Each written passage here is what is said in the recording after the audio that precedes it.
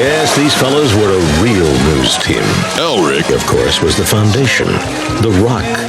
But each member brought their own special something to the equation. People call me the Bry Man. I'm the stylish one of the group. I know what you're asking yourself, and the answer is yes. I have a nickname for my penis. It's called Sean Windsor. But I also nickname my testes. My left one is James Westfall, and my right one is Dr. Kenneth Noisewater. You ladies play your cards right, you just might get to meet the whole gang. Back booth there at Charlie Lancers every Friday night. Mark here. I'm all about having fun. You know, get a couple cocktails in me, start a fire in someone's kitchen, maybe go to SeaWorld, take my pants off. Anyway, I become kind of famous for my signature catchphrase, whammy, as in Gene Tennis at the plate, and whammy!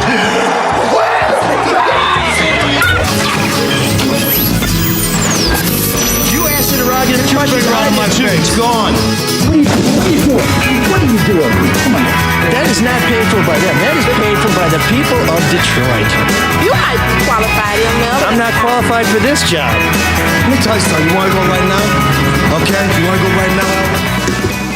Hey kids, it's your old pal, ML Elric. And I came to the studio today very excited because I expected to be reunited with another one of my former Fox 2 colleagues, a young man named Ryan Ermanni, who is that how he pronounces it? Close enough. Close enough. Who is now doing afternoons at WJR. But I was unfortunately informed moments from arrival here at Red Shovel headquarters that he would not be available because he is so dedicated to his new show that he is preparing for it. So I hoped to leaven this bad news with a little something sweet. And so I stopped at Tim Hortons and got something for each of my cohorts. Something Are they a sponsor? Yeah, this is a Maz thing. No, I did buy a camp bracelet, so I'm actually sponsoring them. You a donut place. A local donut confectionery place. And got a donut for each of my colleagues that I thought kind of captured their personality. Sean, is this a bit? Is he setting up a bit here? I'm not sure. Stop flashing that logo. They don't pay anything. So I got Mark a cream puff, blueberry sour cream donut, and I got Shawn something that I know the women used to call him back when, especially the demented women looking for clove cigarettes, honey cruller. That's what they called them. So here you go, boys. Thank you. So he waited until he was on air to do this. Yeah. Well, he knows I won't eat it. So why won't she eat it? We just went through this 2 weeks ago, didn't we? I don't like eating on the air. I can wait an hour. Eat the whole. Huh? What? Have Gross. the whole. You know, in TV, of course, I had no TV thank training. Thank you, by the way. Oh, you're welcome. Honey. Delicious. No, sorry. Sean didn't thank you. I just want to point that out. Sean's Delicious. not appreciative of your gift. Grace is not and he's also eating on the air. Not one of his gifts. But, you know. What a pro. I had absolutely I wanted to try it. No TV training when I went to Channel 4. And I think that was readily apparent to anybody who watched. But whenever we would do a package, which is basically the little video that you see, the little movie that's made to tell a story, they'd say, did you do the donut? And I'm like, what's the donut? And they're like, the donut's the package. I'm like, but a donut has a hole in the middle of it, so it's the in and the out. Shouldn't it be the? Yeah, I mean, it's the donut should be the in and the out, not and the hole should be the thing you fill with the package, but they explained to me that the donut is the thing that goes between the in and the out. So it's like, it is the thing you're making. See, in radio, it's the opposite. In radio, hole. it's you leave the spot in the middle, and then you can plug a promo in or whatever. No, again, at least that's how we always did it.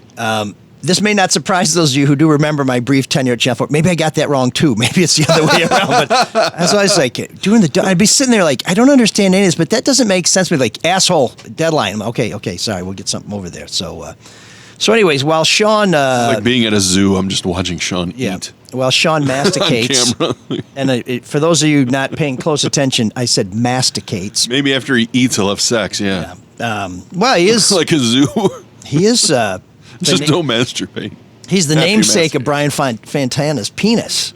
So maybe there's something there. Aren't you glad you're back? No. A man of few words, and still. It's because he's eating. Still, it's too many.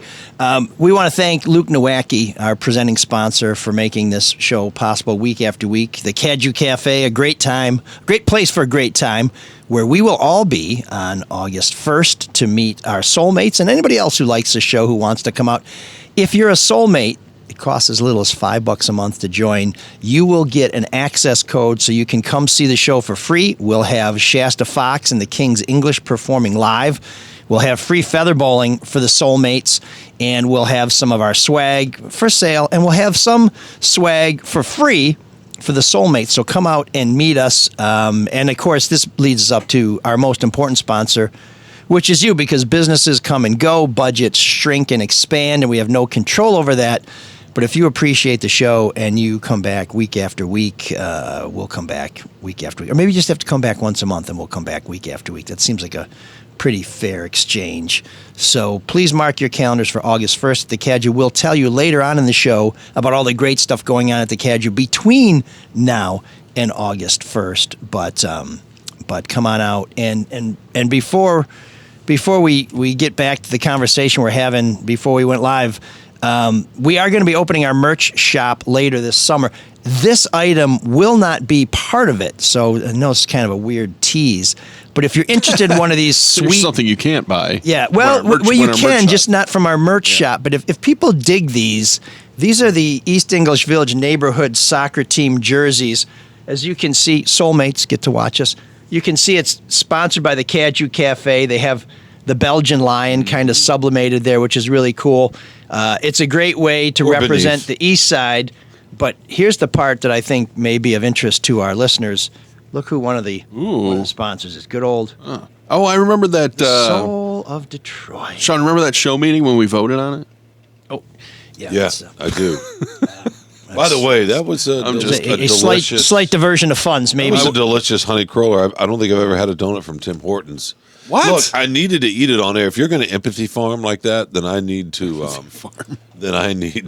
Wait, you've never had a Tim Hortons donut? No. Shawn, this is all part of getting ready to absorb Canada now that the big, beautiful bill is passed. So if you want to make friends with those of our compadres in the 51st state, you better get used to Timmy Ho. Because what are you drinking and stirring? I'm drinking a light ice cap. It's made with milk. Oh, my God. Okay, so while he sips on... All right, so you're hanging off the back of a net. Great white sharks are around. You're off the coast of Australia. You can't set it up like that. Life. You have to set it up how you came in hot today, very mad at me for saying Jaws doesn't hold up. And all I mean is, I don't think Jaws... I think it's more interesting that his life is in the balance. I thought Shawn said that Jaws didn't hold up, too. I thought you agreed on that. No, absolutely not. He loves it. He's mad at me. You do love it. Robert Shaw, did you catch last week's show where I led the Robert Shaw Admiration Society? No, you did, but you're sort of picking out an iconic performance. The tone of that movie, the reason it still holds up is because it's such a great story. And there's character development in it. And that's why it was such a big deal in the first place. It wasn't just the shark. Roy Scheider, sort of his character and the family and the town. Roy Scheider. And it was a perfect depiction of small town politics. It was almost like... no question. It was almost like Enemy of the People by Ibsen, where there's somebody who comes to save the town, but when they realize it's going to cost the town money, he becomes the enemy of the people. Sorry, I thought we could probably get into a little... Swedish post-impressionist. There's just so many great scenes. The Roy Scheider and his son, right when they're sitting at the table and they start mimicking each other a little bit. There are all these great little moments, and it holds up so well. The way I just remember seeing it as a kid and being frightened, and then now I watch. I'm like, this made me scared. This is really. My brother wouldn't swim in open water for 15 years after seeing that movie, even lakes. Really? It was scary, man. The idea that Spielberg was 28 when he shot that. If you go back and look at it and just pay attention to the way it's cut and shot, filmmaking wise, it's groundbreaking. It's ridiculous. Yeah. And they filmed on open water, which is I don't think anyone had ever done it at the time. And that holds up. It's just. I believe in the book. Great storytelling. I believe in the book Richard Dreyfuss Doesn't Live, which would have suited me just fine. I'm not a big Richard Dreyfuss. He's kind of a dick, isn't he? Yeah. He just did an interview on CBS Sunday Morning this past Sunday about Jaws and the anniversary. And even watching that, I'm like, God, he's kind of a dick about all this stuff. Wait, you know who hated him during filming? Who? Once again, Robert Shaw. Yeah, Appreciation Society convenes for another meeting. Yeah, he's just like, who is this guy? And well, I think, Robert, when you're exploring the character's motivations, maybe you should be thinking about, and like, every time I hear Richard Dreyfuss's voice, although I will tell you. He's in the most annoying movie ever. What About Bob? No, I was just going to say, movie. The only time I like Richard Dreyfuss was in What About Bob because he's tortured by Bill Murray throughout the movie. I'm just like, it's like porn with clothes on. It's just fantastic. So did you go to Australia in search of the great white shark? Because of that movie? Well, I brought up the movie Open Water, which yeah. is just a fantastic, freaky movie. And Open Water 2, hilarious. I don't know. Have you seen Open Water 2? The sequels are often. Is that the one with Nemo? Open Water 2 is where aren't sequels often unintentional parodies? Where Ellen DeGeneres forgets that Nemo was lost. Is that Open Water 2? No, that's Nemo 2. Oh, okay. But Open Water 2, these like punk kids or brats or rich kids, whatever, they take this yacht out into open water, and then they all decide to go for a swim, but nobody remembered, I think, to put the ladder down, so they're just swimming next to the boat, and they spend the whole movie trying to get back on the boat because there's a baby crying on the boat. They left the baby on there. I take it this is a boat that's more than 4 feet out of the water. What do you think? Just hoist themselves over the side. Oh no, it's massive. What do you think if you crossed? Or maybe they dropped the key. There was some weird thing that happened that they couldn't get back on. What do you think if you crossed open water with White Lotus? It sounds like that. I was thinking that. Yeah. Right. This is great. Yeah. That'd be fun though. Yeah. To take the White Lotus theme and make it open water. Well, so my open water story was 30 years ago. I was in Australia and I went out on it. Why were you there? I was backpacking. I had just started my job in New Hampshire and had always wanted to go to Australia, so I kind of worked out one of the greatest scams Can we just stop time. for a second? Mark, do you ever think about the math with any of this? He starts a job in New Hampshire as a cub reporter, and he's making $9,000 a year. Oh, I'm going to go to fucking Australia. Well, I mean, he's always been. It amazes me. It just amazes me. I'm in awe of it, to be honest. Backpacking, brother. Yeah. $10 a day. How'd you get there? I flew. Yeah, those flights were $1,000 even back then. It was $1,250, but here's $1,250 in 1990 what money? Because I haven't spent that much on a plane ticket since. What's $1,250, Mark, in 95 money? Here's the thing you have to understand about the flight is you got so many frequent flyer miles from one trip that you had a domestic flight waiting for you when you came back. So he's thinking about that at 26 years old. That's about $2,600. He spends a quarter of his salary to go to Australia. It's amazing. I know. Well, good for him. Well, I'm just in awe of it. There's things you can do when first of all, you got to stay at youth hostels, and second of all, when you stay at youth hostels, particularly in Australia. And they used to do this at others. I don't know if they still do, but you can do a chore, so you can stay for free. What? Yeah. Did you do that? What chore did you do? Well, some of it's sweeping up around there. But the big thing they did was people's teeth? The youth hostels where they served meals. If you agreed to wash all the dishes after the meal, you got a free meal. So I would eat for free. My main expenses were a bed and then going to the bar. I got to say, it's kind of come full circle because people love Airbnb, and that's one of the things I hate about Airbnbs is you have to do a list of chores before you leave. Yeah, but you can I'm on live. vacation. I don't want to have to strip the beds and wash the dishes. Yeah, but what are you doing? Shitting on the walls? I mean, you throw the sheets in a washer and a hamper. I don't go. want a list of chores. I'm on vacation. Really? You just want to lie around and masturbate? That explains the unkempt nature of this studio. Is that it? I am. You don't want to lift a finger unless you lift your fingers. I've stayed in plenty of Airbnbs, but it was always kind of weird that it's like, hey, clean our house for us for the next person. Don't you think? I think it is. I don't know. You can't even walk from the Airbnb to the beach. What do you mean? The only exercise is lifting a beer and pleasuring yourself. Is that it? I don't know. I was all for Airbnbs for a while. Like I thought they were great, especially when you have a family and kids, because then you can have food on the ready. But I think I'm just. By the way, after staying in a couple hotels in the last 2 vacations, Are you right-handed or left-handed? I'm a lefty. Why? Can you use your right hand? Can you use your offhand? Can you? Is this a mastication issue? Of course. Why are you so interested in my masturbatory? I just was wondering if people can use their offhand, like finish like a lefty layup in basketball. Can you? I think that Can you shoot a free throw with your offhand? I don't do that kind of toward stuff. using your left hand reminds me of a great Cake album, Prolong the Magic. They will be at the Freedom Hill. Hill. Let him tell his open water story so we don't go 13. down this. Okay, so anyways, I get there. After a $2,500 ticket. Yeah, no, $1,250. So I worked out this deal where I got 30 days off in my first full year on the job, just by working every holiday, every weekend, banking all my time, trying to leave my departure and on a Friday night and coming back on a Sunday night. Anyway, so I'm out near the Great Barrier Reef, and I get on one of these tours where they're going to take you out there, and it's just like a whale watching boat. If you're on the East Coast, it's just a big boat, and they take you out there. And then you get out there, and they give you a sandwich or whatever, and they say, "Who wants to? You're gonna need a bigger boat. Who wants to get out and take a look at the reef?" They give you a snorkel, and then when you're out there, they're like, "Hey, anybody, if you'd like to try scuba diving, we'll give you a free 5-minute try." I'm like, "Yeah, this is pretty cool. Let me go deeper. Let me get a scuba thing." So you do that, and then it's another one of those tourism scams. They're like, "Hey, you're doing great. For $50, you can do another 10 minutes." I'm like, well, okay. So I do all that. It's kind of cool. I'm on my own. Nice to know that you're so easily upsold. I'm terrible. Yeah, I was only going to get one donut, and they said, "What about Shawn?" I said, shit. Okay, I'll get a donut for Shawn. A cruller? Is that what you call it? A honey cruller. A crawler? As you wish. So then you get on this boat. You don't sign in. They don't do a head count or anything like that.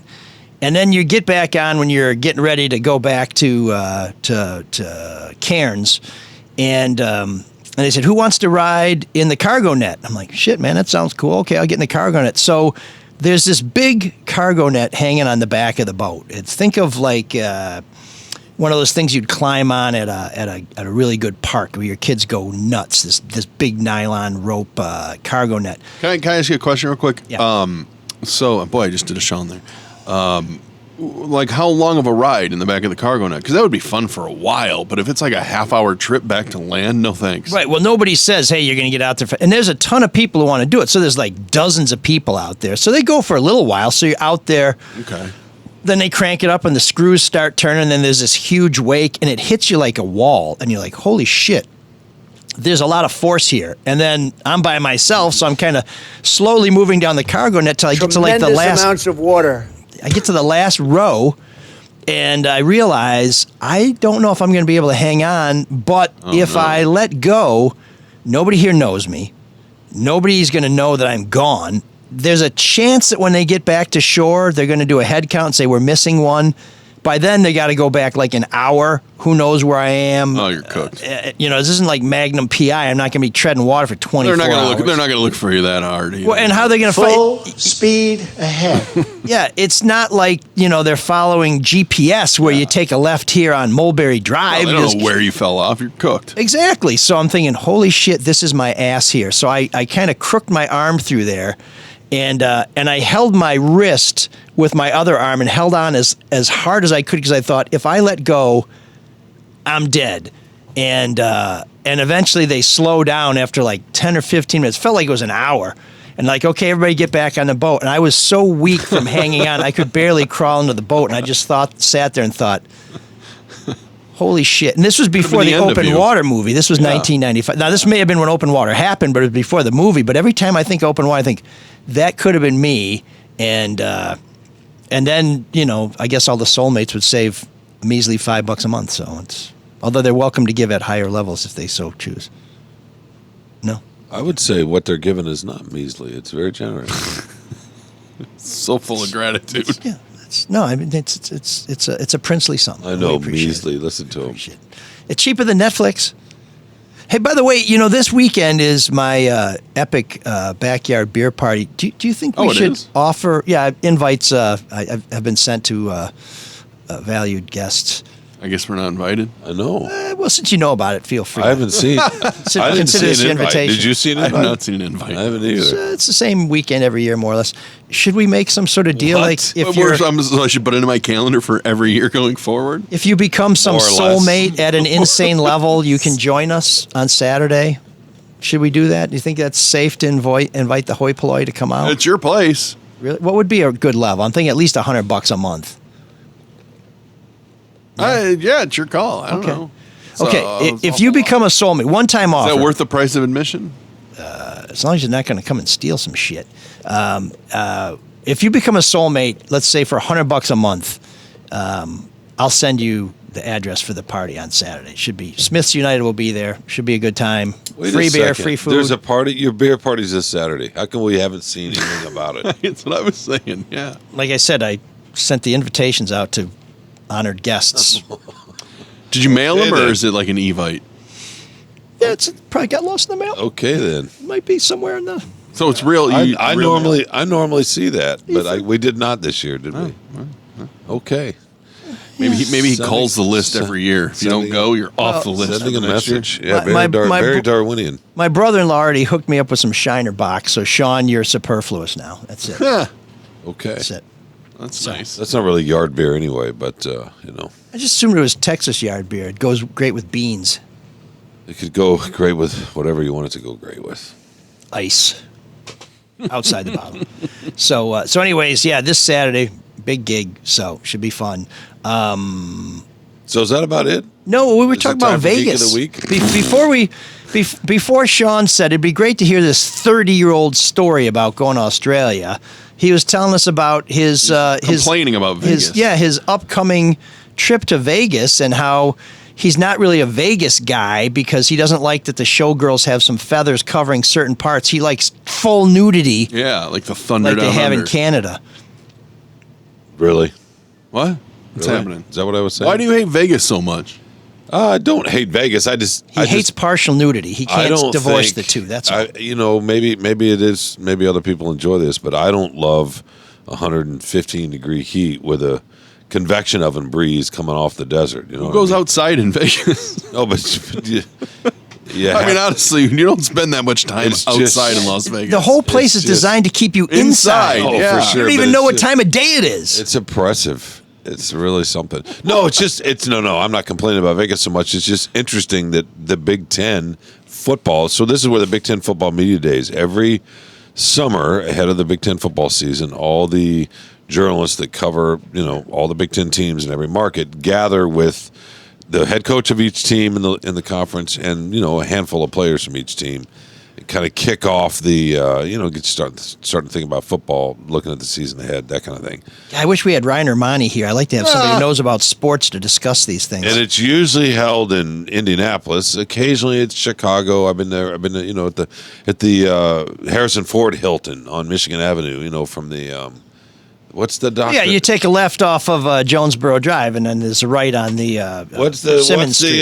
the doctor movie? The Fugitive. The Fugitive. The Doctor movie. Yeah. Spoiler alert. Yeah. The end of the Fugitive. It's that Hilton that used to be held there. Anyway, but yeah. So Indy, Chicago, Quite a diversion.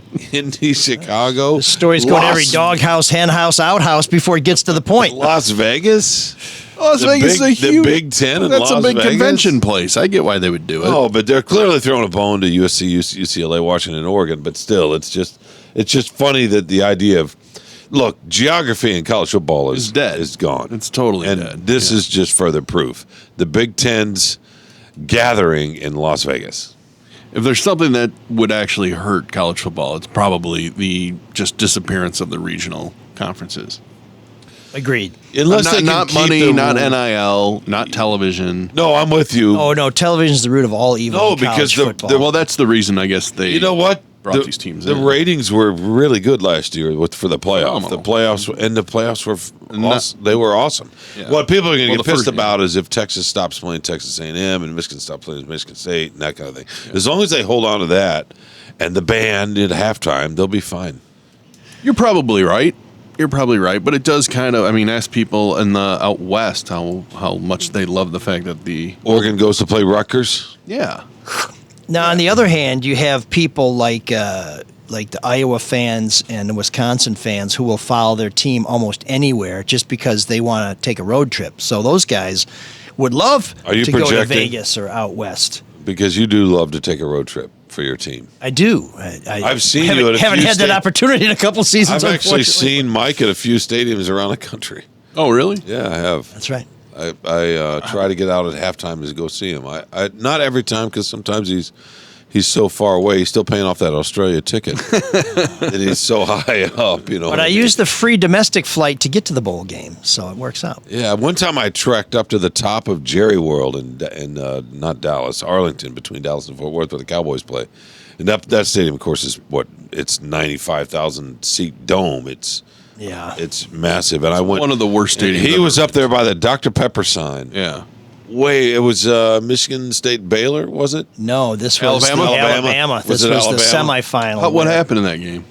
Well, Michigan State kept it close in the first half, and in the second half, they had fewer points scored against them than Alabama scored against Michigan when they played them in one of those playoff games, as I recall. Yeah, that was a better Alabama team than one Michigan beat. That is the only thing I'll say. Which in time? defense of Sparty. The last 2 years. Okay. Yeah, exactly. Yeah, when they played a real Alabama team back, what? If Connor Cook Michigan had been did, healthy, they had a chance. There was the same result. They had a chance. If Connor Cook had been healthy, I agree. They could have done something, but yeah. And Chris Solari, by the way, who's not going to Vegas, by the way? He's no, on I know, vacation.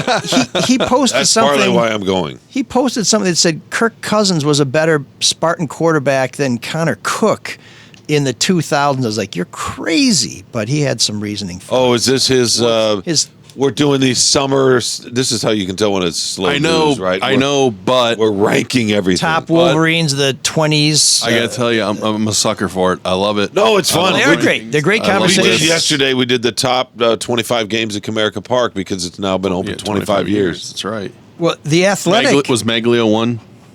I didn't get to the run game. It's got to be right. Okay. It's got to be. The Athletic just did a ranking of the top 100 rivalries in college football. Can you guess what number 1 was? Michigan, Ohio State. Correct. Can you guess what number 65 was? Michigan State. No. Michigan State, Penn State. No. Alabama, Georgia. I'm like, how What? is that not low? in the top 25? That's ridiculous. It was pretty Alabama, nuts. Auburn's probably What's number 2? Army, Navy. Alabama, Auburn. Got to be Alabama. Michigan State and Michigan was like number 16 or 18, but there's some weird ones. Like they had Wisconsin, Minnesota was number 11. What? Come on. Wisconsin- What about Lafayette and Lehigh? That was up there. Was it really? Auburn, Yeah. Alabama's got to be 2, right? It's got to be. Having said this, I'm looking for it and I can't find it, but I want it. Thank you. Here it is. We need to fire our research people. Well, you know what? They're working for it. It's going to be tough to replace them. All right, I got the list. So here we go. I got it. Oh, you got it too. Okay. Oh, what have you? Come on. Of course, it's what's wrong with our country. It's the slow draw. Alabama, Auburn. But And then what? Oklahoma, Texas. Oklahoma, Texas, Okay, that makes Army, sense. Navy, USC, Notre Dame was number 5, which I wouldn't have guessed. That rivalry I've gotten a lot more respect for over the years, just knowing more history about it and how when it's played in Notre Dame, it's earlier in the season. USC, it's always at the end of the season, and the alumni. That's one. Now, there's a rivalry that might disappear because of moving to the Big Ten. You know what? Well, they listed a rivalry that I think has disappeared. Nebraska, Oklahoma. They don't play anymore, do they? No, that used to be a great rivalry. That's You know number what else 6. used to be a great rivalry? It was very, very short-lived, but oh my goodness, Notre Dame, Miami. Oh, sure. Yeah, Catholics versus convicts. Here's number 8, Ohio State, Penn State. Who looked forward to that game? That's recency bias. That's actually turned into for the last 15 years or so. Yeah, But that's ahead of Florida and Florida State. No way. Number 10, by the way, Minnesota, Wisconsin. Are you kidding me? Now, I would have put Nebraska, Iowa up above that. But number 11, Alabama, Tennessee. Really? You're kidding me. No, that's a huge game. That was when I lived down there in the 90s. That was the second biggest game. Okay, let me ask you this, though. If you're a Tennessee After fan. Auburn, Number 16 Alabama. is If Michigan, Michigan State. If you're a ahead of Tennessee Auburn fan, and Georgia. Is your rival more Florida or is it more Alabama? Well, when I lived there, it was Alabama. Okay. Yeah. Because I just remember the whole Tennessee-Florida from the 90s because both teams were so good. Yeah, no, we when I lived in Alabama, I worked at an Alabama newspaper and we had a beat writer for Tennessee football like 4 hours away. Isn't that great? Plus, obviously, we had beat writers for Auburn and Alabama, but isn't that something? That is wild. Here's the number 19 rivalry. Everybody's going to know this one because we all clear our calendars for it. Kansas, Missouri. Yeah. That's not the Civil War. What do they call that? They call that something. That was a huge rivalry. That's a huge rivalry, but though. On an annual basis, that's one that's disappeared. They don't play. Where's Washington State, and Oregon? An annual, the Apple Cup. On an annual basis, you expect both of those teams to come in there with a 3-7 record. What about Cal and Stanford or UCLA, USC? Washington, Oregon's 21. Iowa, Wisconsin is 22. You're kidding me, right? You skipped a big one. Arizona State. You skipped a big one at 18, which is Michigan, Notre Dame. Oh yeah, which I didn't think was that big a rivalry. It's big. They just don't play enough. Right. Old Miss, Mississippi is 23. That's behind Iowa, Wisconsin. That's crazy. Clemson and South Carolina is 24. I got to tell you, I think Oklahoma State is 25. 23 for the Egg Bowl is pretty low. That's what I mean. That's below Wisconsin and Minnesota. Yeah, no, it should be way. Where's Ann Arbor Pioneer versus Ann Arbor Huron? Number 2, the River Rats versus the Pioneers. The Pioneers. Did it make the list? No. Oregon State 27. BYU Utah 28. Stanford Cal 29, which is also too low to be admitted if that's your ACT score to either one of these fine institutions. Washington State, the Apple Cup, number 30. Georgia Tech 31, Iowa State 32. Are you kidding me? That's a fantastic rivalry. Nebraska, Colorado, come on, get out of here. Minnesota, how does Minnesota get in all these top 50? Is it because when they won 3 championships in a row in the 40s? And it's a great city. Exactly. It's a great city. Which one? It's 2 great cities. It's actually 2 halves of a city. Minneapolis, St. Paul. Yeah, that's nice. Pitt, Penn State, 37. That was a great rivalry when I was a kid. Number 39, North Dakota State, South Dakota State.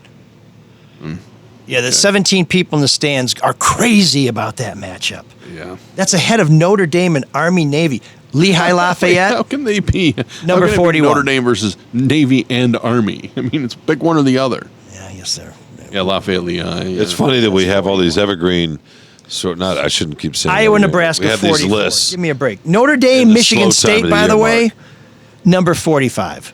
Insane. But this is the one summer we don't need them in the same way because we have a baseball team that our readers just can't get enough of. It's unbelievable. Oh, really? Is it picking up now in traffic? I just had a week. I probably had the most. Can we wait till Ryan's here to talk about sports? I just had a week. An expert? No. This is we're trying to figure this out. I just had a week, a 6-day stretch where it rivaled, maybe even surpassed the Lions in terms of really just because of the unbelievable. Now is that because of crazy games? It culminated with 3 straight great games, right? Well, that they won. I mean, sweeping. That they won. So what? 2-1, 1-0. I mean, that's nuts. Yeah, 2-1, 1-0, and then for extra, a 1-1, really. A strike away, and then a wild pitch, and right. I mean, it's crazy, but there's just maybe it's also too because of our demographics of the Detroit Free Press and the readership and the age. It just dovetails with baseball very, very nicely. But we've just seen this interest level. It's the closest thing that rivals the Lions. No, I was going to say, now, if there was a Lions article out, I don't know, on OTAs or something, would that do better, or would the... Not as well as what this stuff has done good. This week. No, it shouldn't. No. It really shouldn't. In the past, it would have, for sure. Comerica Park is selling out now. Going to those games, it's a great atmosphere. The team is The Athletic just ranked their top 10 baseball major stories of the first half of the season. Tigers are for real and how good they are, and it's amazing. Javi Baez, who people wanted to cut last year, and I'm not saying that how wrong they were. I would have let him go too. He's going to start in the All-Star game in the outfield, center field. Are you kidding me? Which is crazy. That's part Torkelson, who was ticketed to Toledo before the start of the season. When Parker Meadows is hurt, all of a sudden he makes the roster, and he's been mashing ever since. I mean, this team. Zach McKinstry was on a bench nuts. in L.A. 3 years ago, thinking, did I have a future in baseball? And he's last playing season, at an all-star level. He was batting 187, I think, and which now is he's murder. Got like the 15th. We don't want to go down too geeky, but he's the 15th WAR guy in the American League, which is really something. Well, the other guy is Gleyber Torres, who when they picked him up as a free agent, everyone's like, really? And then Second base, there do are we all really? these. Now he's an all-star. There are all these stories of breakout players, redemption coming back. How about Casey Mize, Yeah, who's a number huge. one pick? Yeah, but I expected him to do well if he could stay healthy. Who's finally turning into a kind of he's a really good number 2 starter. He's become a dominant pitcher. The team is just full of all these great amazing. stories. It's amazing how they were built. And, to win a championship, everybody has to have almost near a career year, if not a career year. Like, that's just how a team gets away. But the way they use them, the way A.J. Hinch uses them is just... Yeah, you question it, but it keeps working. They got a great manager, and then on top of all off, they have the best pitcher in baseball, and they have a superstar player who's getting, like in Cleveland when he finished the 7th inning Sunday afternoon, he howled out like he does. He got a strikeout. He howled out and he punched his fist into his glove, and you could see this intensity just sparking off of him. And of course, the crowd booed, which he's like, "Bring it on!" Right? He loves that. Because they knocked his ass out last year in the playoffs in Cleveland. Remember? They did. That's another Game 1 strike 5. away from getting out of it, and he got smoked. But Lane Thomas, right?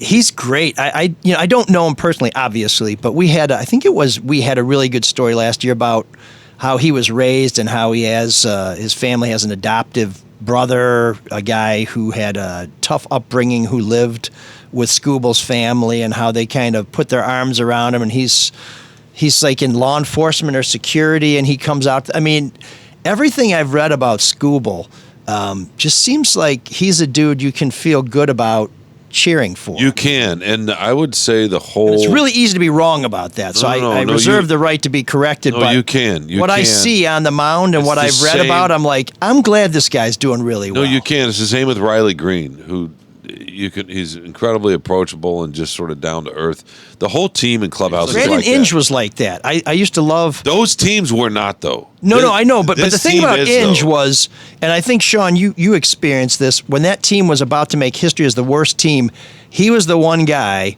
who would always talk candidly and openly he's about just a good things guy. and was just very down to earth, very likable cat. And what an arm. Oh, my God.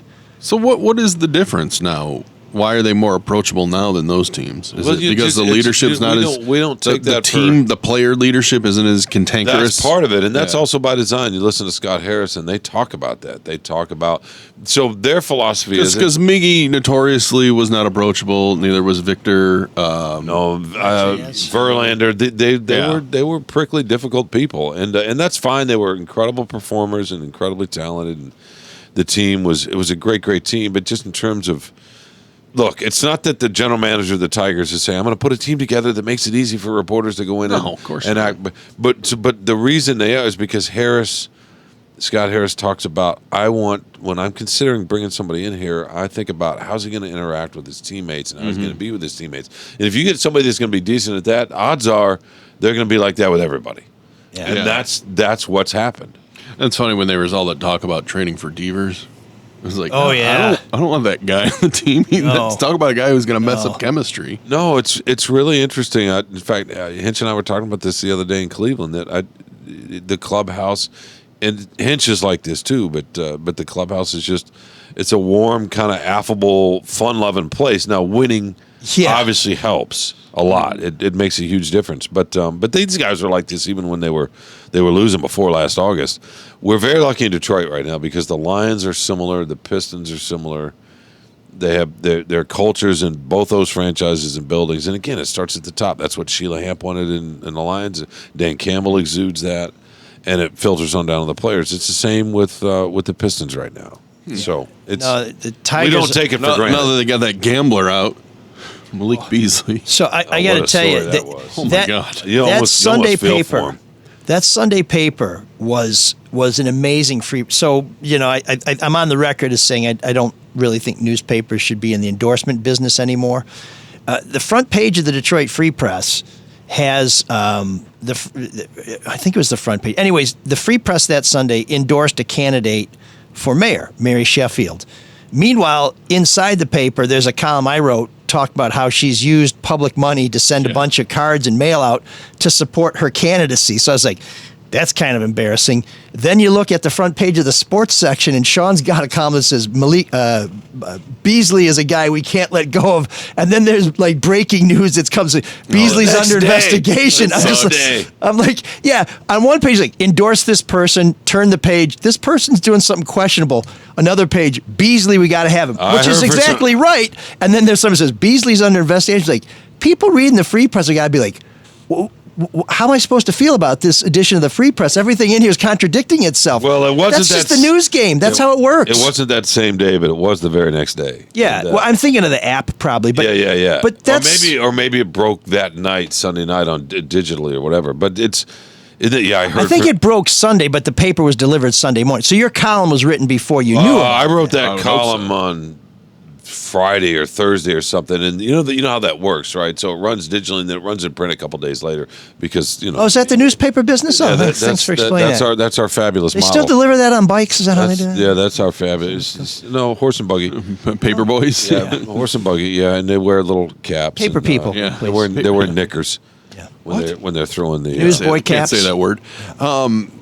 Now, do we led to believe that the Pistons had no idea about Malik Beasley's financial troubles? Of course not. They were about to offer him a How do they not know about for the that? same reason the NBA did. No, this was and didn't his agents find out? Like, hey, by the way, this guy owes us a lot of money. This was an FBI. No. But he had Investigation. taken out multiple, like, for lack of a better word, like a payday loan.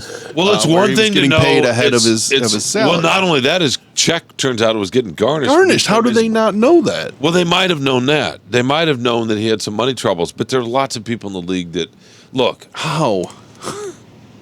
That doesn't you're mean right. that you're. Garnishing, you would know because That's- when Platinum Equity or whoever the hell writes the checks for Pistons players, they would have a court order that says the first $1,000 or whatever it is of this paycheck here. is to be sent to yeah, but that's like the free J.D. Wentworth or whoever the hell's out there. free with the, press. It's my money and I want it now. Yeah, exactly. There's a difference between it's like the free press. If they are garnishing an employee's check for whatever tax reasons or marital or whatever. Has that been your experience, Sean? No. I'm just saying that they're not going to. Friend of yours, perhaps? You can't make that leap just because you owe.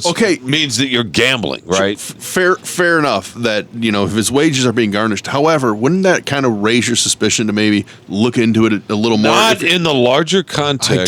You're listen, talking about spending what, 53 million, 43 million on him? You're forget this. Remember this. Okay. You're talking about the larger context of a lot of young men, 18, 19, well, not 18, 19, 20, 21, 22, coming in and all of a sudden becoming millionaires overnight.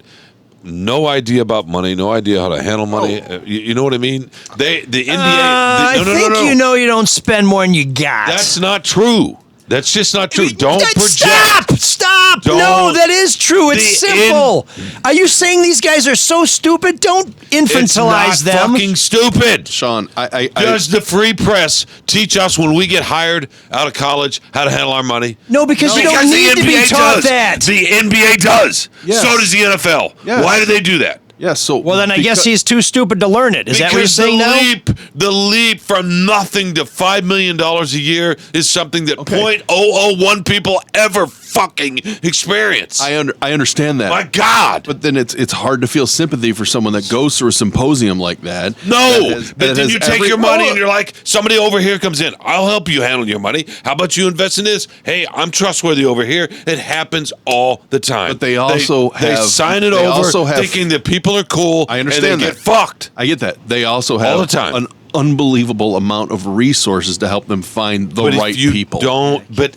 There's so many scavengers and manipulators and hangers-on out there, and they worm their way in. Oh, well, can I get a tissue, please? I'm crying. I'm kind of weeping. I'm weeping for these guys. This is why these leagues have all these classes and they try to help, they but have it's not more gonna tools than the regular. But that's people. like saying we're going to keep people out of jail. You know what? You're not going to stop it. Sure. And I guess they get preyed upon. They do. They're young Perhaps people. if they called Luke Nowacki, this wouldn't happen. It's just that way. He'll make it all about them, sweetheart. And then all of a sudden or Zach. Then all of a sudden you've lost your money. And you owe, and then people over here, well, I'll help you get your money back, and then it gets worse, and you're 22 fucking years old.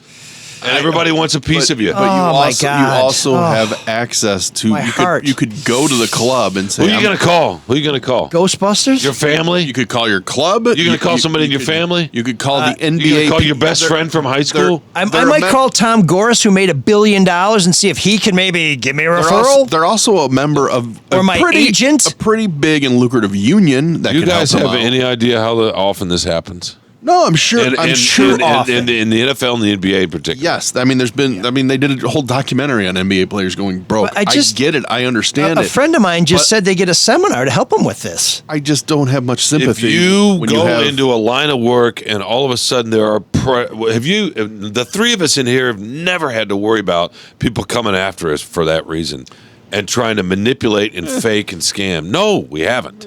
but it's happened.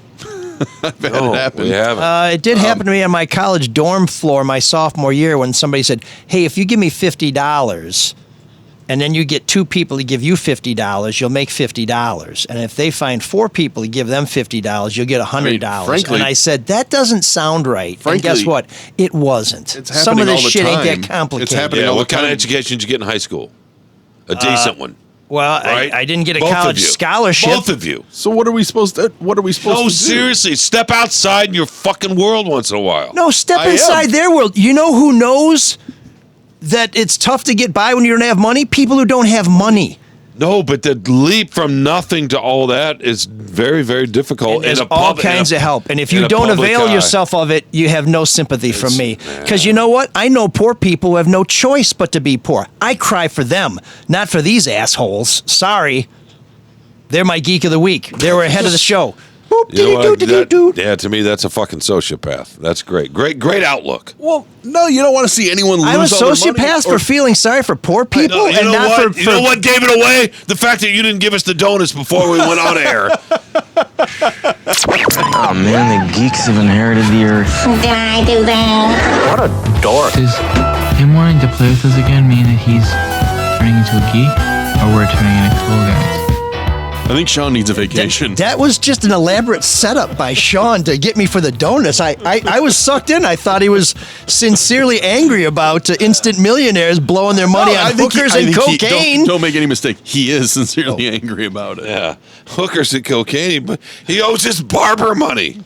Which I don't. Yeah, I mean, is He's his barber? dentist. Is his barber a bookie? Dentist. Dude, those are the 2 people you do not screw with. When you can't. You get a bad haircut, you're in trouble, and somebody working on your he teeth, didn't you want pay them his to be rent. happy. He couldn't pay his rent. That's fine. He can go crash at someplace else. Isn't that wild? Do not screw with your barber or your dentist. Those are the But it's guys who just- will hurt you. Oh, I think it's easy. Anyway, yeah, we're going on to the geek of the week. That's right. Okay. Well, but first I want to tell you about somebody. In fact, Shawn, if you deal with these guys all the time, right? I mean, you see them in the locker room. You might want to tell them something that I heard from the best of celebrities. Apparently, they felt if Donald Trump won in November, it would be the end of our nation. Then I heard from some other celebrities, because I kind of keep in touch with the high rollers, that if Kamala Harris had won last year, it would have been the end of our nation. Well, since it appears that we were screwed either way, maybe you could just ask Luke Nowacki for help managing your investment portfolio, whether you were born poor or rich or became an instant millionaire. Because while the country's imploding like the last days of Rome, Luke will tell you you got nothing to lose, because you can't lose more than 100%. I guess unless you're some NBA instant millionaire or whatever that Shawn's crying for. But the thing is, whether you blew it because you're unsophisticated or you're spoiled or you don't have the opportunity, when you call Luke and Zach, they'll make it all about you, sweetheart. Securities and investment advisory services offered through Mosaic Wealth. Inc. member FINRA-SIPC. Mosaic Wealth. Inc. is separately owned, and other entities and or marketing names, products, or services referenced here are independent. Mosaic Wealth. Inc. The last couple weeks I've come into Geek of the Week bereft, and Mark has bailed me out each time. But this time I have a different problem. I have too many. Oh, okay. This Great. WNBA player who's cracking on Detroit because they're going to expand to Detroit. It's like, know. what's up now? Shut up And there. then she backtracks on it. Yeah, It's like, okay. just stay. She didn't really backtrack. Bullshit. She didn't really backtrack. Bullshit. I think she tried to... No, she doubled down more or less. She said, I was just trying to say people want to go to Nashville and Miami. Yeah, I just say, well, how many championships do they have? I meant nothing against working class people. I'm from that. I'm from that area, right? Well, maybe she needs an advisor.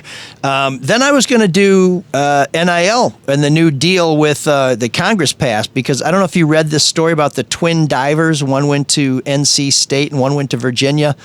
They were told, guess what, guys? You're both off the team because we only have so many spots because we have to pass them around. So I was going to get into that whole thing again. But you know what? Here's who I'm going to pick, because I found this amazing story about the Soviet Union. I mean, Russia. The same woman who infiltrated the NRA and these conservative groups and tried to turn them on to all this, subversive stuff, but pretended that she wasn't really a foreign agent, but she really was. And all these, CPAC people were drooling over because she was, kind of cute and all this other shit, and she loved guns. She's now back in Mother Russia, and she's running a program. Marina Batina, I think it's some kind of... Oh, yeah.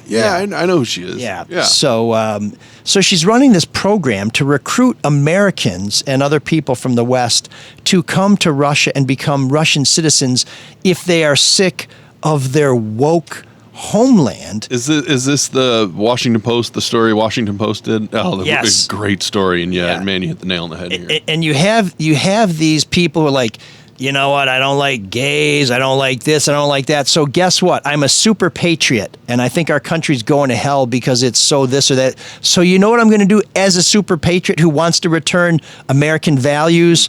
I'm going to essentially defect to Russia. I don't know if they saw the movie with Baryshnikov and Gregory Hines, but it turns out going to Russia is not better. Gregory was not happier after he defected, if you remember. No? Okay, just me. That one didn't hold up any better than Jaws, I'll tell you. But so these guys, they hate the way America's turning so much that they go to Russia. Are you kidding me? What do you think's going to happen once you get there? And they propaganda your ass out. When they dry you up, crumple you up, and toss you aside into some mildly pleasant gulag where guess what? When you find out that you're in a Russian prison, maybe you're changing your perspective on companionship and all those other great things. You just to keep warm. Oh, sorry, that's Marina Batina. Yes. Hello, Comrade Mikhail. They're listening. So anyways, you people who love America so much that you leave it. I meant. Sorry, that's exactly why they're leaving, Shawn. That's why they're leaving. Because of comments like that. So, do svidaniya. You're my geek of the week. See you again, comrades. There's an all-night party in room 7609.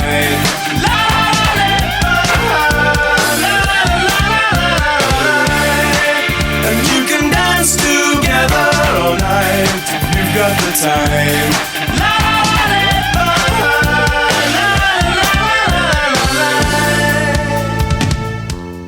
Mark, we love the stories in room 7609, and Shawn, I know you just love the music, but today it all comes together. Wait, is that baseball reference up there? One beautiful... Yeah, no one can see that but you, so... Melange. Not even our soulmates can see it, although maybe they want to. Mark, this is called the preview pane. This is quite a build-up, so get ready when I cue you to cue up the old 97s. Okay. And it may even get ponderous, so have Casey at the bat. Jim O writes, "Hey, Soul Patrol, I've got a song and a story for you. The song is called Murder, or a Heart Attack, by the band The Old 97s. Sorry it isn't new wave. Feelings won't be hurt if you guys don't like it. The story. In February of 2018, my wife and I adopted a cat. Our elderly cats had both passed the previous year. She, the cat, was a rescue from a fantastic no-kill shelter in Pontiac called Marl, plugging them Michigan Animal Rescue League. In March, she got out. It was an accident, but it was my fault. We were devastated. But we never gave up looking for her, putting up signs, setting live animal traps, and nights walking the neighborhood and wooded areas near where we lived, calling for her." Boy, this is all kinds of Casey animal references. "She was gone for 3.5 weeks. It sucked. In that time, I learned that TNR means trap, neuter, released. An animal shelter in Warren worked with me and lent me extra live traps. Also, during the time she was out in the wild, I TNR'd 7 feral cats and caught and released a pissed-off raccoon. Oh, God. All About Animal Shelter and Warren, plugging them too, were phenomenal and kind. Should have killed the raccoon. What? What's going on? We never gave up. I borrowed security cameras from my brother and put cat food out in the garage with the door mostly shut. One night, the camera alarm went off, and I hit the remote garage door opener and shut the big door. We got our Luna back. That was April. 3 months later, I was made an offer and took a job at a company in Northern California. Our sweet dream came true that day. She made it out here with us, along with her newly adopted cat step-sibling, Otto. I hate to end this on a sad note. Ponders, man, ponders. But I need to stay true to the story. Can I get a song without a song about a fucking dog dying? She developed She developed an acute kidney disease and spent the last year of her life out here enjoying a beautiful new view and also needing twice daily subcutaneous fluids. Oh my God, we had the same thing with our cat. We had to give it an IV every night and every morning. Jeez, mate. For a year and a half until she finally just wasn't helping anymore. Our beloved cat Jack had a kidney disease. We gave him a pack of smokes and a blindfold. He kept going for a year. It was challenging and heartbreaking. It's really, yeah. But she was loved and well cared for in her short life. She was 4 years old. Oh, man. Could be 28 cat years. I don't know. The song choice, here we go. It's about a guy who accidentally left a window open. His cat got out. And the whole damn situation could have been avoided if only I'd shut the window. Anecdotally, 3 of the feral cats I trapped got named Bill Bonds, Diana Lewis, and Rich Fisher because they all kept showing up at the same time every evening. Just like the evening news team. Do you want me to start it over? So Thanks for the countdown. All right, well, I was trying. Sean, was I showing you? Was I not showing him? All right, now you gotta get it high. You have 12 seconds. Go. There's a sequel to this story. Now you gotta fill what? All right. But we're gonna have to wait. It is much more uplifting. And I promise I will write and submit it when I think of the right song to accompany it. All right, now you have 15 to walk up with. Okay. I love the Soul of Detroit podcast. I live near San Francisco now, but I wear my Tigers hat every day, everywhere. I'm from Detroit. It's a huge point of pride to be able to say that. ML, Marc, Shawn, Erica, Eli. Oh my God, you messed it up again. Thank you for the podcast. I need the countdown. You got to get your hands high. Did you not hear me say 5? No, I was reading these beautiful words from right, Jim. Once again, you're going to have 15 seconds starting now. I love the Soul of Detroit podcast. I live near San Francisco now, but I wear my Tigers hat every day, everywhere. I'm from Detroit. It's a huge point of pride to be able to say that. Thank you for the podcast. And the screen is barely big enough for you and near enough for me to go. And the whole damn complicated situation could have been avoided if I'd only shut the window. And I may be leaving myself open to a murder or a heart attack, but I'm leaving the back door open till you come back, and I may be moving myself closer to a real untimely end, but I'm leaving the back door open till you come home again. You come home again. And I told the neighbors I put pictures up, I handed out some flyers at the show, and the whole town speculating situations could have been avoided if I only shut the window. And I may be leaving myself open to a murder or a heart attack, but I'm leaving the back door open till you come back, and I may be moving myself closer to a real untimely end, but I'm leaving the back door open till you come home again. You come home again.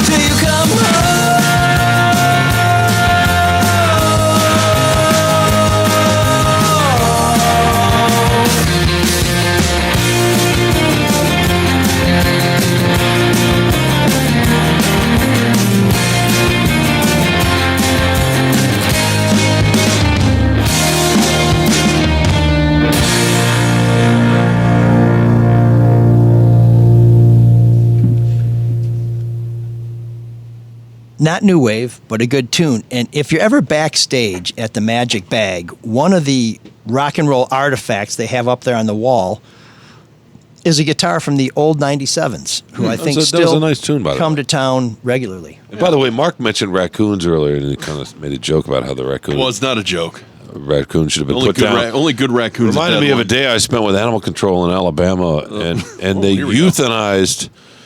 This is part of their culinary program. They went out and got raccoons and possums and all sorts of stuff, and they'd put them in the truck. There's these compartments, and then they'd euthanize them right there in the parking lot sometimes, or the street in the truck. They didn't choose between the raccoons and the possums, because possums are good. I love those guys. And they'd euthanize everybody, and then they'd take them back to the animal control place and put them and burn them.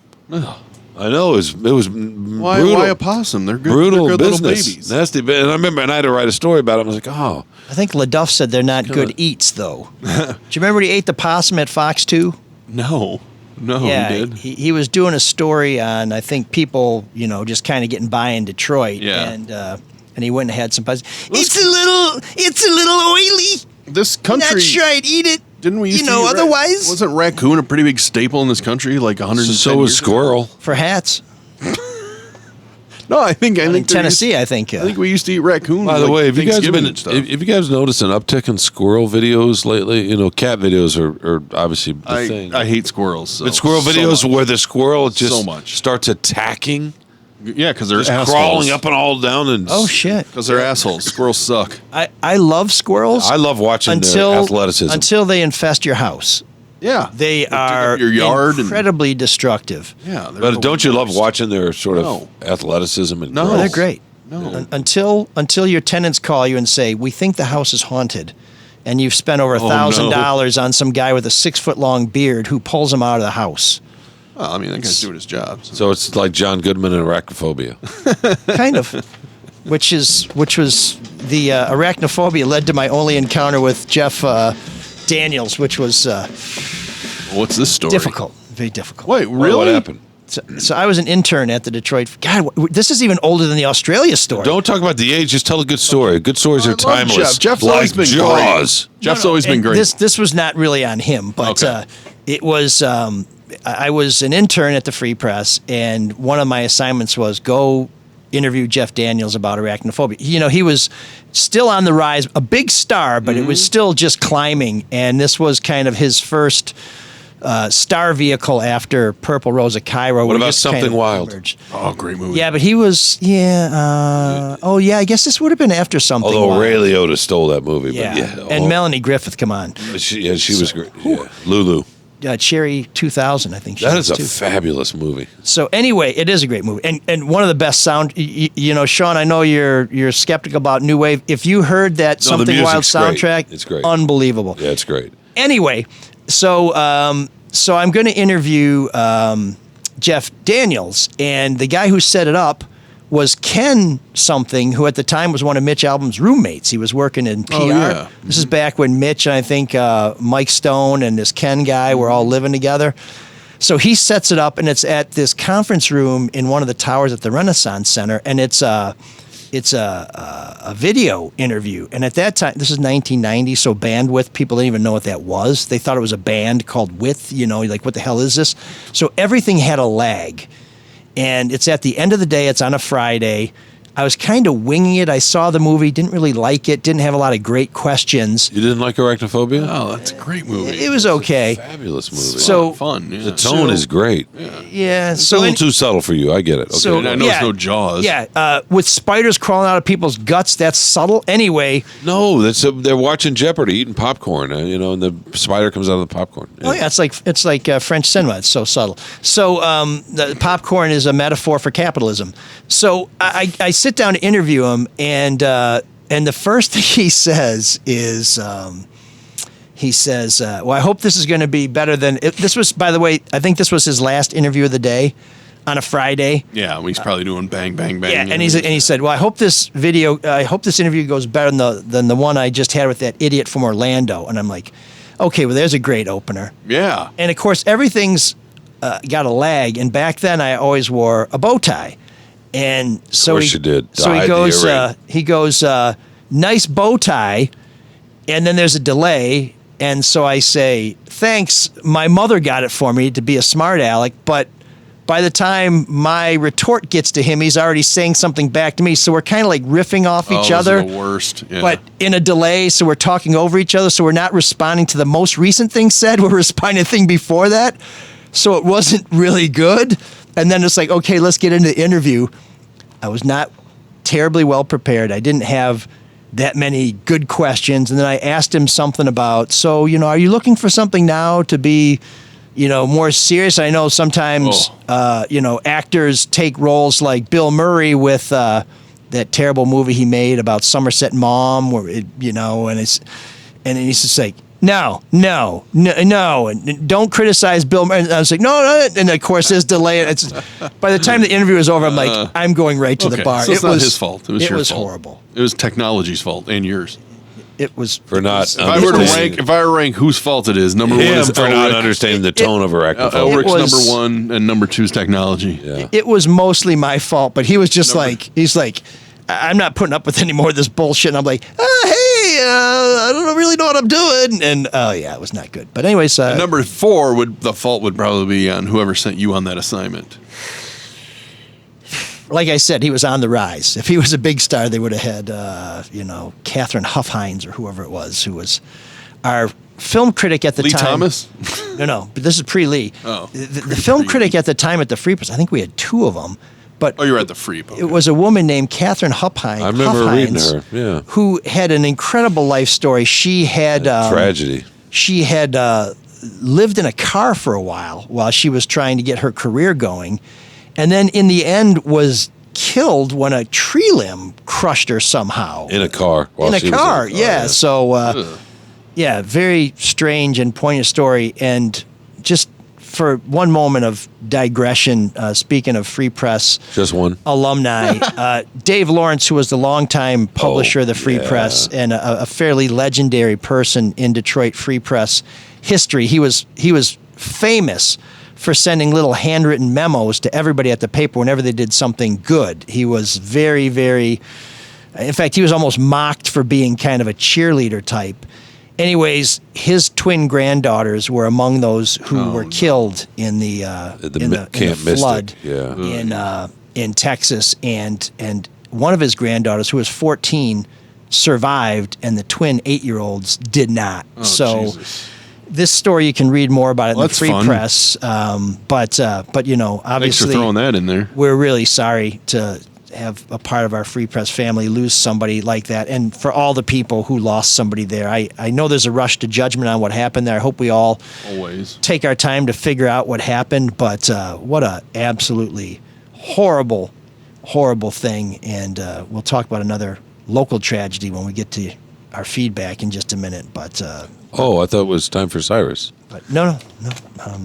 Well, if you didn't take so long talking about that donut. Yeah. What's going on? Honey Cruller. So thanks to Joe for his suggestion. Please send your suggestion to sour cream, right? Soul of Detroit. Is that why he got that for you? At gmail.com. As I mentioned earlier in the show, we really do rely on you for our support. This was the first month that we experienced... Well, let's just say this is the first month that we've experienced our most recent cutback in salary due to sponsor issues. But those of you who become Soulmates help keep us coming back. John is a Soulmate, but he tripled his commitment. Oh, wow, so really? Thank you. Thank you, John. Very much, John, for doing that. Thank you, John. And Bitter Uke has also joined the Soulmates. I'm assuming that's some reference to the Ukrainians. There's a hockey documentary, by the way, out there about Ukrainians connected to hockey. And, of course, the most famous Ukrainian hockey player of all would be Wayne Gretzky. Oh, that's very kind of Bitter Uke. So Bitter Uke, I don't know if that's really Wayne Gretzky. If it is... Maybe I need to not yell so much. Can we get some more of that? It's good when you yell. MGM Get those Grand donations, you know? Well, Shawn, here's something that I think it's probably worth mentioning. Maybe I need to calm down a little bit. No, never. There's very little chance that when all the wealth from this podcast is deposited upon you that you'll blow it on friends and extravagances and hookers and cocaine, because I just don't see that guys are coming, but I still hold out hopes. And if you would like That's to make funny that you think it's all cocaine and hookers. Could be ecstasy. That says a lot. That Hey, whatever you're into, we don't judge. I'll put you into Whatever you do. Could be hand jobs and heliums. I'm not here to judge. I'm not here to judge. 747 at 35,000 feet and tell you to land the plane. Yeah. See how you do. Let's put it this way. Or Apollo 13, see if you can get home without any training. We'll see. Well, if they gave me a seminar on how to land a spaceship or a plane, I would like to think I'd pay attention and might have a clue. Or if I was surrounded by NASA and other astronauts, yeah. Yeah. I got No, just you. Tom Hanks and Ed Harris with me. It's not just them. Yeah. But anyways, yes, good analogy. Instant Wealth and Michael Collins. There we go. Okay, great. So if you would like to make a one-time donation, you don't have to become, sort of an enabler on a monthly basis. You can just go to mlsoulofdetroit.com. There's a donation button. You can donate by a Venmo, by a PayPal. One time is great. If you'd like to be a Soulmate at the $5 a month level, which is fantastic, we appreciate it. It's very generous. But you don't want to do it every month, you can make it all in one fell swoop. They'll show you how to do it. And if you just want to check out our monthly bonus episodes, but you don't want to become a Soulmate, those are exclusive to our Soulmates, but you can make a small one-time offering and get access to any of those bonus episodes. So lots of ways to support the show, and we hope that we bring you some value for that. You can watch the show, you can avoid the insertion ads, and you get the show before everybody else. So thanks, everybody. We have a little feedback before we go. I'm going to start with the one that has the most intriguing headline. SOD complaint line. That's it lets you know what we're in for here. Okay. Ponderous, man. Dawn says, we just binged on your June and July episodes driving to and from Chicago. Thank you. Well done. Awesome. And it's all downhill from there. Can the you. Catholic Pulitzer-winning reporter, journalism professor, and Detroit East Sider host cite credible sources to justify his June 24th remarks on living in fear of sexless, violent white guys? Well, frankly, what is scarier than sexless, violent white guys? We laughed, and many of us are in fear of becoming sexless, violent white guys. We laughed out loud when he revealed on a later show he was vacationing in one of the whitest and most idyllic lake towns in northern Michigan. Meanwhile, headlines around his Detroit nabe, nice use of words, include 2-year-old hit by stray bullet, 4-year-old dead by stray bullet in a park, 18-year-old murdered in a park, 16-year-old armed B&E and shooting suspect dead after police returned fire, and a handful of critically injured car crash victims thanks to lawless drivers. No perps involved, are Caucasian. The Catholic reporter went on to mock abstinence, suggesting it fuels homicidal range. Well, maybe in some of us. Detroit is not a Puritan, sexless town with stunningly high STD infection rates. The Chamber of Commerce is not loving this. And an 85% unwed mother birth rate. Well, now I think somebody's got to cite their sources. Frequent casual sex has helped. Well, it can't hurt. The D become one of the most diseased and murderous cities in the nation. We really enjoy SOD's loose banter. However, older white guys performatively demonizing young white guys or parroting subversive leftist anti-white male racist crap was disappointing to hear. Regards, a mother of white teen boys who will soon be moving to Russia because the soul of Detroit is too woke.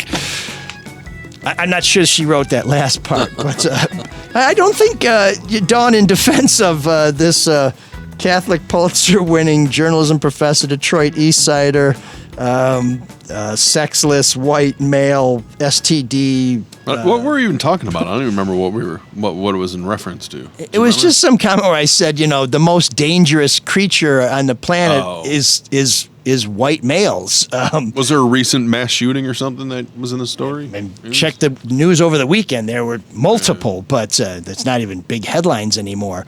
But Dawn, listen, no particular race or age group or gender is responsible for mayhem or chaos or any of this stuff. But there have been studies done, and I'm just going to suggest that you try Google, that show that most of the mass shootings, and you're more likely to be killed in America by a white male than you are by a member of Hezbollah. And when you look at the mass shootings in schools, they're almost exclusively done by white males. And this isn't to denigrate white males. I happen to be one myself. Borderline sexless, but also borderline Catholic. If you want to throw that out there. Lovely little curly cue of hair, a little salt and pepper shade. Well, the ladies don't like it so much, but anyways, nice. Dawn, I think we can put our research up against each other. I think the important thing is that you spent a total of 10 hours listening to the Soul of Detroit. So hopefully we'll see that's you. Awesome. That's awesome, Dawn. Her last 10 hours. Yeah, actually, Dawn forgot to mention that when they realized their only option was back issues of the Soul of Detroit, they drove to Chicago at 100 miles an hour just to make it stop. And that's not easy going through Indiana, believe me. And the toll roads when you get on the Skyway. Anyway, Dawn, I hope that you will come out to the Caju Cafe on Friday. Well, you made up for it today, 1st. too. So that we can discuss this in person with libations. So you think, Mark? What's that? Mike made up for it today a little bit with the money talk and the predatory and all that good. People being irresponsible using the money on hookers and cocaine. So that should fit right in. Yeah, Sean. So you should be back into good graces. Yeah, let me translate Sean for you. That's like Sean doesn't like those other people either. That's what I was trying to say. But yeah. But here's the thing, Don. I like everybody. Don knows. I knew you were going to say that. Don knows that I like everybody. Here's the thing. If you come to the Caju Cafe, we're going to test our theory. Will you be shot from people in the neighborhood, or will you be shot by me? Or maybe we can just do shots together. That's my option. So come on and join us at the Caju. Josh Teebs. Oh, my man Teebs. He's filming a music video. I know. Right before the game by the Tigers bullpen. If you have not been checking him out, he's got new signs. He is the, he's kind of like the, every hot team finds somebody to rally around, and he has become a celebrity for his unabashed fandom of the Tigers. Let me tell you something about Teebs. It's all positive too. It's all incredibly positive. Yeah, let me tell you about Teebs. He went to as many games and was just as passionate when they sucked. Yeah. Mm-hmm. So this guy is a legit true fan, and we appreciate him. So don't sleep on the Tigers. Teebs didn't, and now we're all awakening to their glory, as we talked about a little earlier. Here's Dawn again. I think we'll just take one beating from Dawn. It's the same thing. I just don't want to get punched twice in the same ear. Kat says, don't know if this is podcast discussion worthy, but wasn't ML up on Burt Lake, which references the earlier tragedy and Dawn's observation. I was on Burt Lake this week and dialed into the show. All the Detroit outlets reporting this pretty horrific tragedy. Burt is a big lake, so it's possible ML wasn't aware this was even going on. I was not aware this was going on. In fact, this is the story of a 50-year-old man who drowned trying to rescue his 16-year-old son who went underwater. Awful. Just everybody's nightmare. I was oblivious to it, but Teresa, when she was out in the lake, heard sirens and hoped that everything was okay. Burt is a big lake, and it's not, like round, so you could be on a part of it and be oblivious to everything else. But she said she hoped that it wasn't a big reason for those sirens. And when we were driving home, we stopped for a burger on the way home in Birch Run, and I saw the headline in the Free Press, and she just started crying because it was just one of these things where you're like, oh my God, this is what I was afraid of, and it turns out it was true. So yeah, that was another horrible thing, and we should all think about these things when we're feeling like the world's against us. It turns out it can be a hell of a lot worse. So maybe, I don't want to be the corny count your blessings guys. It's true, though. But I'm grateful. I had a great week with family, and everybody came home. I'd have been happier if I didn't come home with an extra set of keys to the cottage, but I got home and said, oh, wow, here's my keys. What's in my pockets? Oh, there's some more keys to the cottage. I guess I'll have to figure out how to get those back up there. So sounds like you're taking an 8-hour round trip drive. Very minor. You mean to the end of the show? Tragedy. Yeah, I'll be able to listen to one show. God, imagine Imagine how long we'd be going if Ryan could join us, which I think he will in the future. He's very, very apologetic he couldn't join us. He was looking forward to it. And by the way, if you have some time, check him out on WJR afternoons, 2 to 4. Ryan Ermanni, great guy, works hard, has built his career up, and is enjoying the fruits of his labor. And we hope to have him on a future episode. But it's great to be back in the studio with Shawn and Mark. And if you like those soccer jerseys, I think they're called kits. Well, there you go. If you like those kits, drop us a line at mlsoulofdetroit@gmail.com. We'll let you know how you can get one, and we'll be opening our own merch shop soon. So, Jim-O, when you're gallivanting around San Francisco, Boulevardier that you are, maybe you could sport a little Soul of Detroit gear with that Old English D cap. You'll be the envy of everybody in Northern California. So Shawn's on his way to Vegas. Mark's going to have a donut later in quiet shame all by himself as he produces the show. Pretty much. And fixes all those glitches Not in fixing room nothing. 76. Damn it. So until next week, Cyrus, take us out. Can you dig that? Can you dig it? Can you dig it? I will smash your face into a car windshield and then take your mother, Mrs. Elric, out for a nice seafood dinner and never call her again. Mrs. Elric is a steak. You understand me? Mrs. Elric is a steak. Hey, leave the mothers out of this, all right? It's not necessary. Besides, I'm sure Shawn's just upset over finishing second in the ratings again. Ooh.